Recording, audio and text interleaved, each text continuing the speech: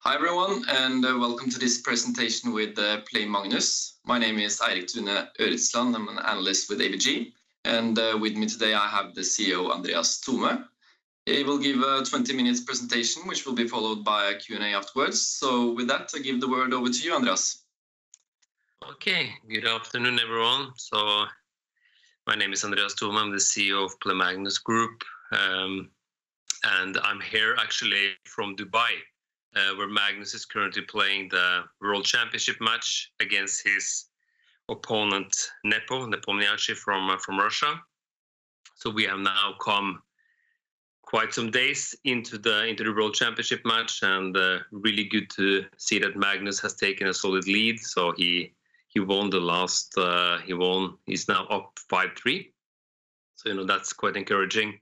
And we from Play Magnus Group, we have a lot of activities here during the match and these weeks here in the expo, and I will come back to some of that later. But as some of you might be new to our company, we will give a bit of like a background presentation, and I will come into some of the more recent developments later. So let's go to slide number 1. Yeah. So Play Magnus Group was founded by Magnus Carlsen back in 2013.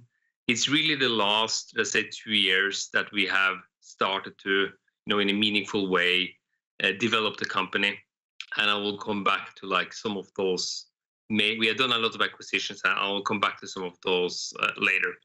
But this company is really about driving innovation in chess and driving innovation into this millennia-old sport.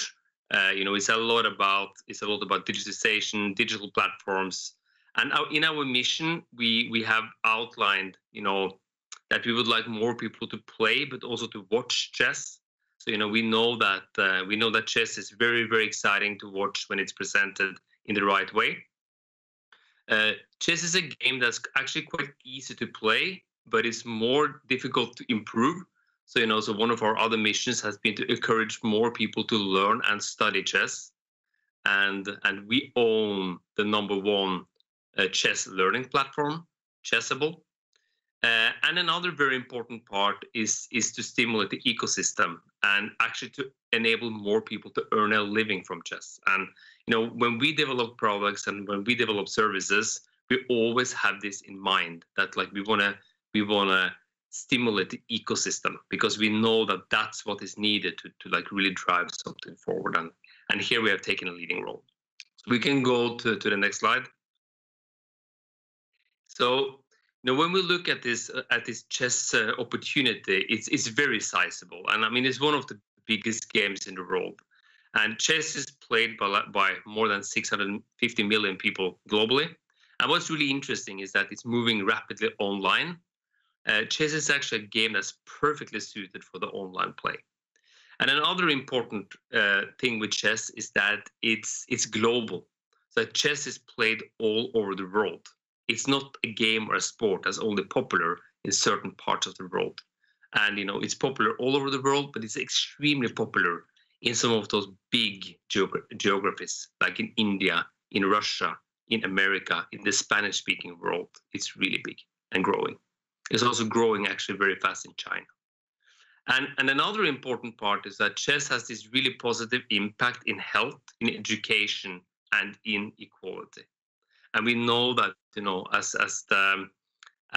the population of the world are growing older, like the mental health is something very important, and we see that chess is playing a very important role there. And another area is that chess has a very high cultural relevance and awareness.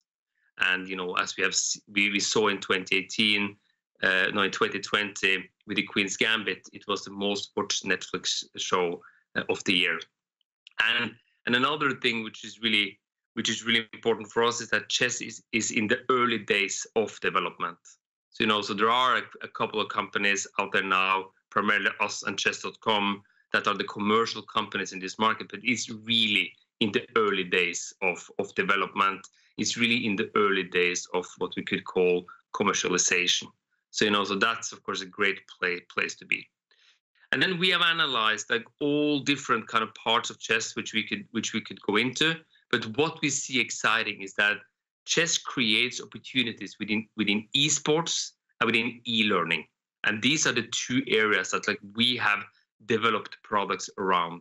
You know, esports, we have developed products around our Champions Chess Tour that many of you have heard about. Around Chess24's Play Zone, we are developing, you know, esports assets.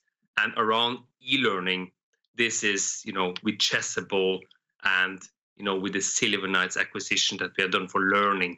So, you know, so these are really the two areas that we are, you know, really growing into. So we can go to the next slide. Yeah, so let's look a bit at like what the company has been doing, our financials. So, you know, the KPIs that like we have been measuring has been, you know, booked revenue.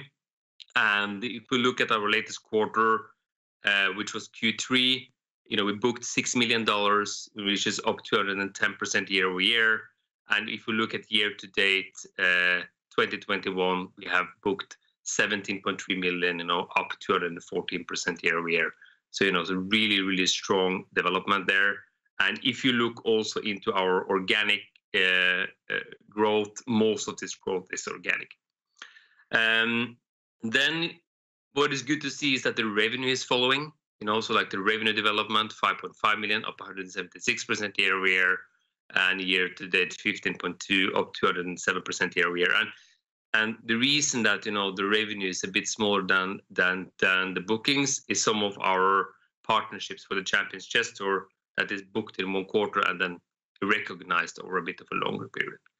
So, you know, another important KPI we have is the number of monthly paying users. So we have come to 60,000, is up 69% year over year.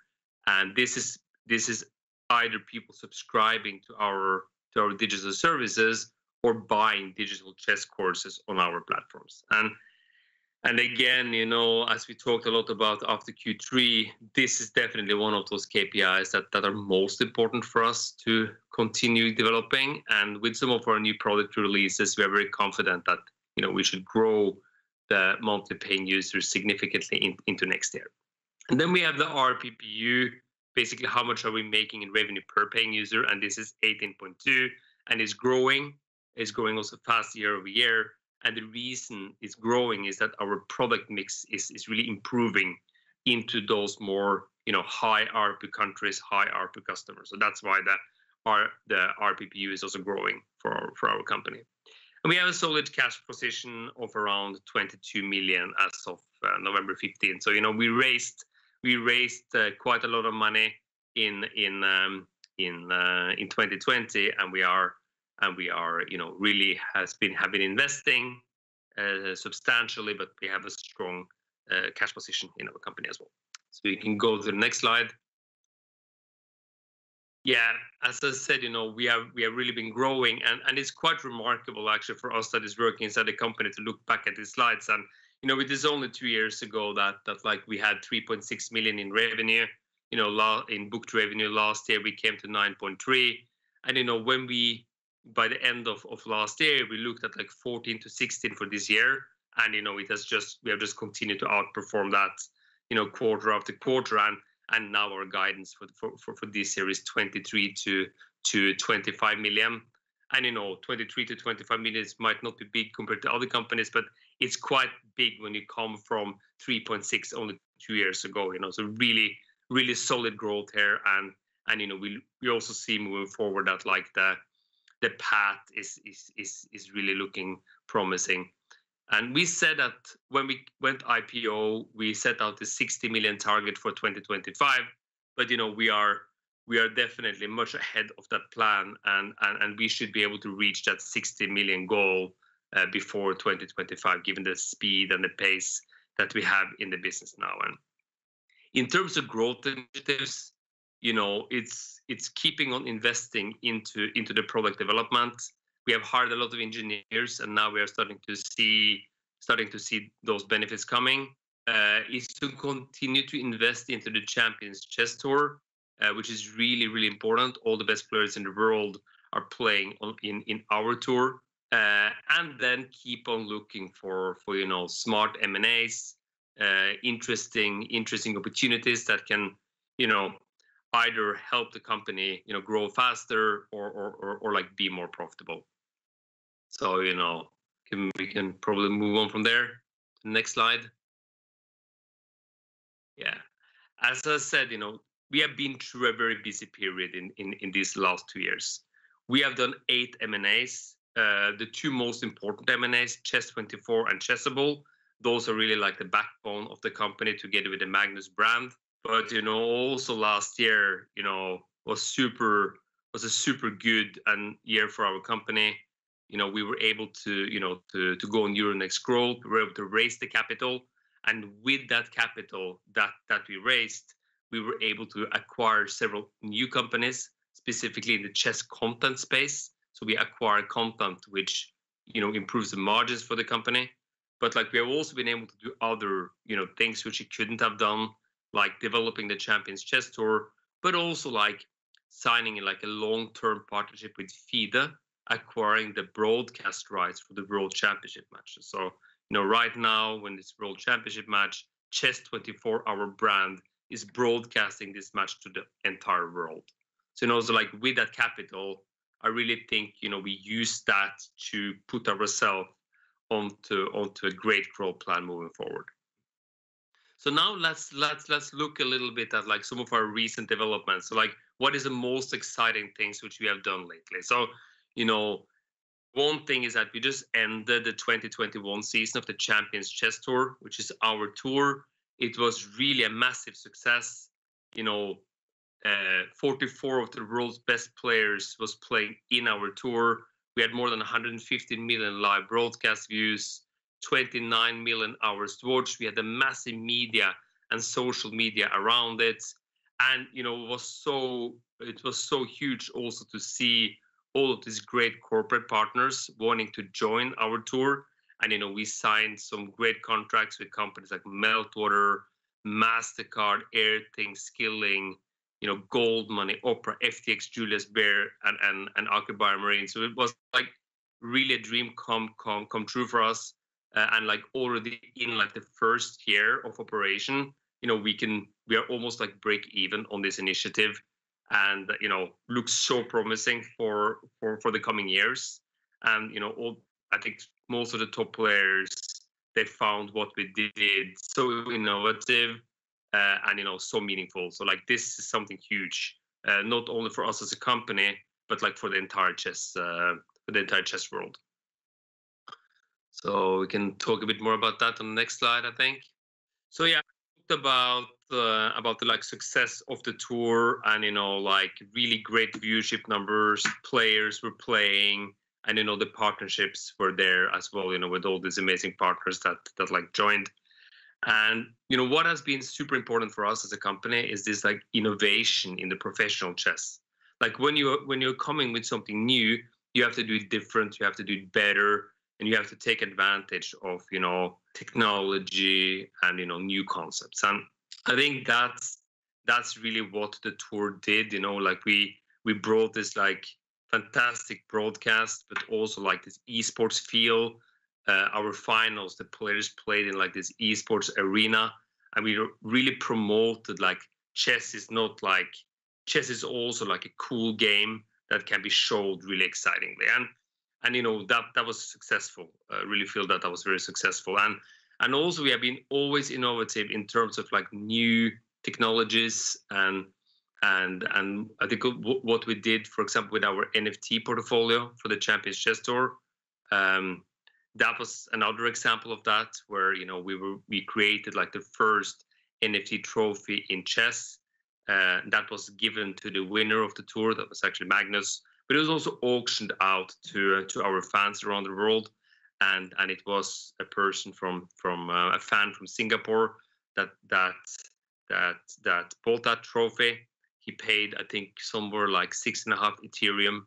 So today that's like costing, I think, $4,400 or something for an Ethereum. So so like it's still starting to become meaningful, and like this just shows that when you control like a tournament concept end to end, you have also the opportunity to do all of these innovations. And also very important is our Challengers Tour, which is the tour under the Champions Chess Tour, where we have had, young boys and girls competing, equal amount of boys and girls. They have played on teams, and really cool to see also that like we were shortlisted for this gender equality ESG awards for the tour. So so like we just keep on pushing boundaries, keep on like improving, and it's quite rewarding to see the results we've had so far. So we can go to the next slide. Yeah, and then this was a huge one. Like we signed a real milestone contract with Mastercard. We announced it, I think it was in October, and the Mastercard is joining the tour. What a quality stamp! That's like one of the absolute top brands sponsoring any athletes or any sports organization. Magnus became their ambassador. They're partnering with the Champions Chess Tour. That just makes things a lot easier when you're going out there, to acquire other partnerships. It's a great company to work with, and we believe this is like the beginning of a long-term partnership, which we can do with them, and really exciting to see so far. Big stamp of approval for the tour as this leading chess circuit.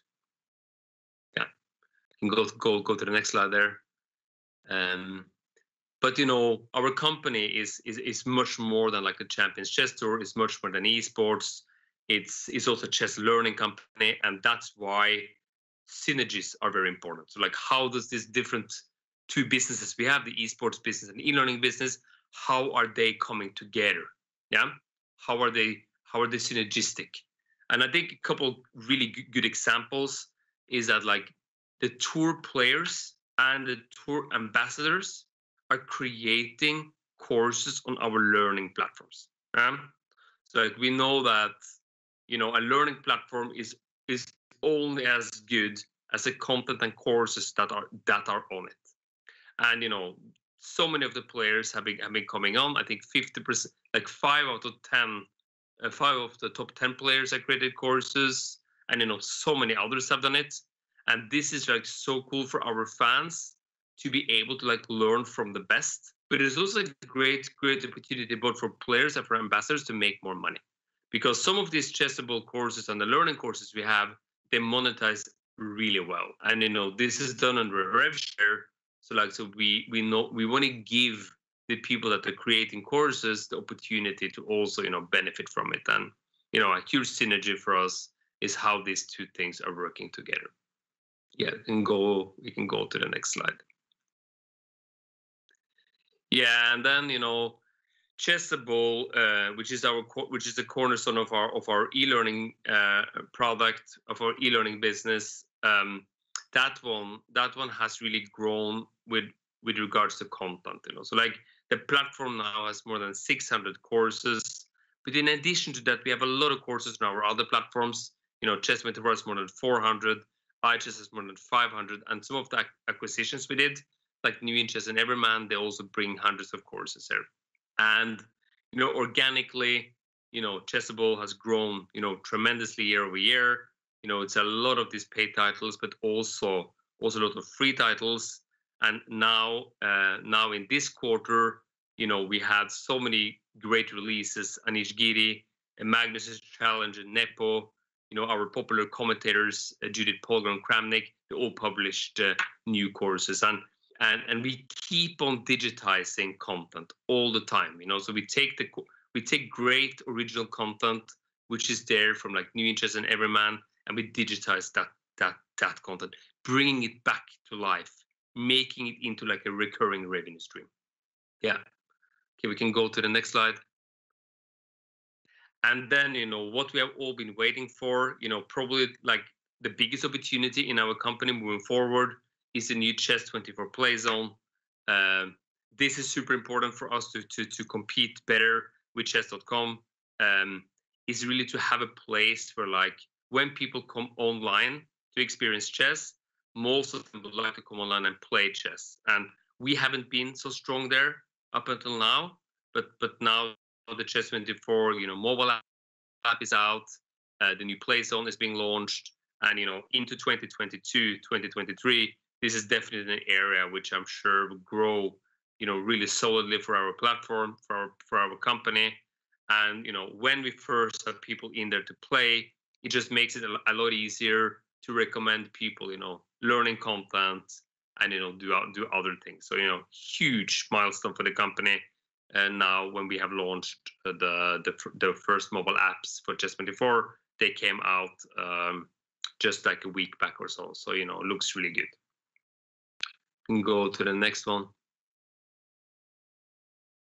Yeah, and then another important thing for us for chess24, it has always been the broadcast. That has been the reason that people have come to chess24 in the past, and we can see now from the World Championship match that chess24 has been a market leader in terms of broadcast. And the English stream of chess24 with the Oslo studio combined with the expert stream of Anish Giri and Judith Polgar, that has been the most popular. And then of course this is a great platform for us to launch new products like the play zone. When chess24 is popular, there is traffic on the site. It just makes it a lot easier and better to launch new products. So really happy with that development now during the World Championship match. You can go to the next slide there. Yeah, and then I take a couple of financial slides here in the end. So we looked at those those bookings. The bookings, they have been very, very strong year over year. Also revenue has followed the same, but it has been we had a really good growth between Q1 and Q2. Then it was a bit flat into Q3, and as we said in our last presentation, we expect that Q4 again should be growth in terms of bookings. Q4 is the seasonally strongest quarter for companies in our industry. The same should go for the next one, which is the monthly paying user. That has also been a bit flat in the last quarters, but they also come off really solid growth back end of last year and Q1. So again, they're both because of the seasonality, but also new product launches should be strong also for these KPIs. Yeah, we can go to the next slide. Yeah, and this one is more about what has been driving our business. Our two by far biggest segments are the dark blue and orange, which is the dark blue being the courses, typically digital courses sold on Chessable, and the orange is the partnerships for the Champion Chess Tour. Both of these two areas have been growing very fast. The area that we want to work much more on into next year is subscriptions, which has been a bit more flat, but they're now with the new products for chess24, we feel quite good about this. Okay, I think we have the last slide here now. If we go to the next one. Yeah, I think we can actually skip this slide because I covered it. Most of our growth is organic, and I think this one is a very important slide. Scaling the business into 2022. Getting closer to that break-even point, starting to narrow the burn rate. So a couple of things there that we have outlined, right? So it's the higher revenue from our core businesses that we expect to see into next year, primarily Chessable and Champions Chess Tour. New product launches that we have had recently. Chess24, very important. The Chessable Classroom, expanding Chessable also into the classrooms. And then we have some acquisitions that we are also starting to take out synergies on AIM Chess and Silver Knight. So those should definitely lead to higher revenue. And then it's this efficiency and effectiveness of our operational model. We have acquired a lot of companies. We are definitely starting for this company to collaborate more, taking out some synergies, improve on the processes and system side, and also simplify the corporate structure is now the area that we are working very, very intensely on. So I guess that we can just go to the last slide. which is more like placeholder. And as we have very little time, I think actually I just play it over and we can take some questions in the end. Yeah, I think maybe we have time for one question. We can take a question regarding the World Championship in chess, which is ongoing right now as we speak. Can you explain how this typically affects Play Magnus and what you're doing to position yourself towards this activity? Yeah, well, I mean, we know that the World Championship match is by far the time of the year that like most people are like tuning into chess, watching it, but then also being more eager to play and learn. That's for sure what we have seen the previous years, and we are seeing it even more right now. There was a release by Esports charts that came out a couple of days ago, which stated that the numbers this year is much higher than it was in 2018. They also said that Chess24's English stream is the biggest channel, which was great. So so we have seen very high numbers, and those numbers they also translate then into us setting more premium subscriptions for Chess24. They also lead to us to sell more courses on Chessable, and also this time as we have the new Chess24 Play Zone and the new apps. This is of course also a great opportunity for us to market these products, and I think it has gone really well. Fantastic numbers here a couple of days ago when it was an exciting long game that Magnus won in the end. And of course, from a business point of view, we hope that this match will last as long as possible and become very exciting, because we know that that's when the audience is there. At the same time, we are obviously rooting for Magnus. And so it's like a plus and minus here, but like it's very, very, very. Yeah, I think we're out of time, unfortunately, but I think you covered very well, Andreas. So thank you everyone who listened in, and thank you for taking the time to talk to us today, Andreas. Of course, thank you so much. Bye bye. Thank you. Bye.